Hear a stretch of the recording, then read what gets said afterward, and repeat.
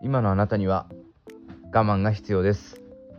여러분 안녕하세요。제 이름은 카즈입니다。皆さんこんにちは。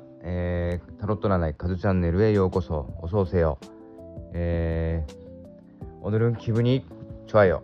今日はねすごく気分がいいです。오늘 하루도 힘내자。今日もね一日頑張りましょう。今日ね出てきたカードなんですけれども、오늘 카드 소개합니다。こちらのカードがですね、大アルカナのねハングドマン、こちらのカードね、吊るし人っていうんですけど、足がね縛られてね動けない、今のね現状ね、今苦しい状況に今立たされてると思うんですけど、どうあがいてもねなかなか動けない、そういうようなカードなんで、今は耐える。ただね顔はすごくねニコニヤカになってるんでね、すごい悪い運気ではないです。